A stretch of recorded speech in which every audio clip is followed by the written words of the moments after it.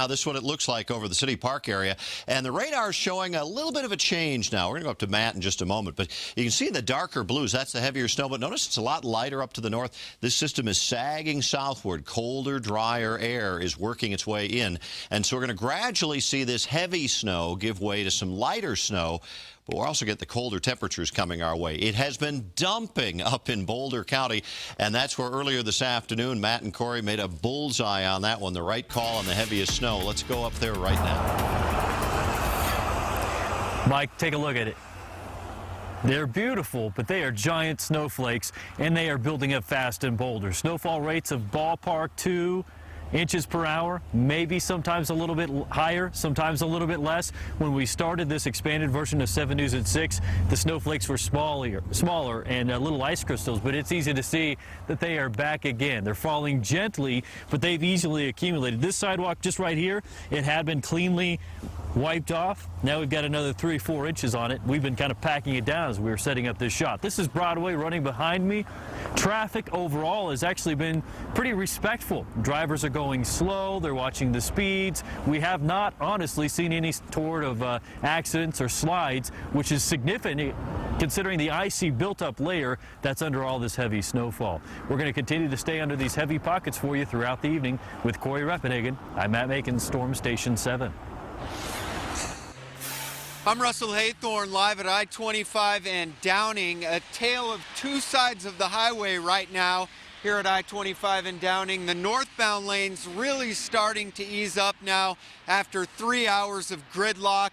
The southbound lanes, no such luck. Still a crawl in the southbound direction as people head for the suburbs. In terms of the side streets, you can see the traffic also really starting to ease on the Downing Bridge here over I-25. This was congested, just as congested as I-25 during the 5 o'clock hour. Now it's looking much better. In terms of the snowfall amounts here in central Denver, about 2 to 3 inches in the grassy areas, less on the sidewalks and the streets because it was melting earlier as it came in at about 3 o'clock this afternoon. Still, it continues to snow here in central Denver.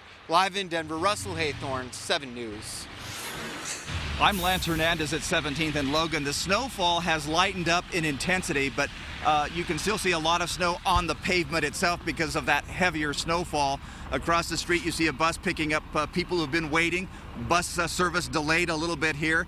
And then across over there, you can see a lot of the northbound traffic getting ready to cross 17th Avenue right here at Logan.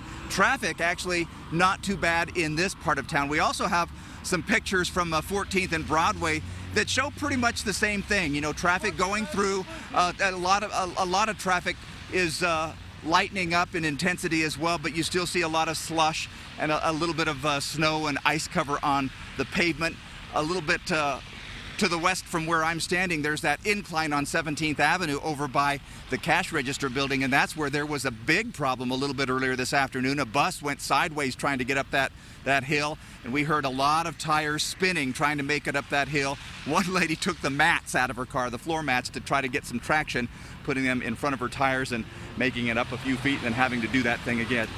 But she made it up the hill. Great. Reporting live at 17th and Logan, Lance Hernandez, 7 News. Hey, whatever works out there, Gotta right get on these creative. crazy roads. Now, for anyone driving home this evening, you know road conditions have been tricky at times. This wet, heavy snow creating a lot of slushy conditions we've seen out there, really bringing things to a halt, too. Joining us live on the phone now this evening, Amy Ford with CDOT. Amy, CDOT been able to stay ahead of this storm, and will your crews be out there all night?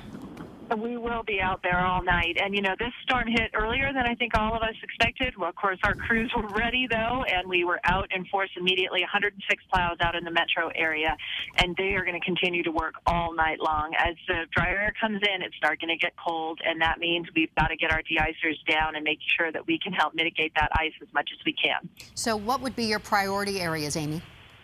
Well, obviously our priority areas are those, you know, key corridors, the I-25 corridor. Right now we're having some significant challenges on the I-70 corridor, especially as it's coming down from the mountains, specifically sort of in the Golden area. We have multiple accidents. It's closed up, and even in Vail area we have an accident. It's closed. So we're going to focus there as well. But the rush hour commute tomorrow is going to be critically important, and we're going to be clearing the slush off as best we can so it doesn't ice over. We know people are supposed to be taking it easy out there, Amy, but I heard you earlier today saying that drivers should stay 15 car lengths away from the plows. Reiterate why that is so important.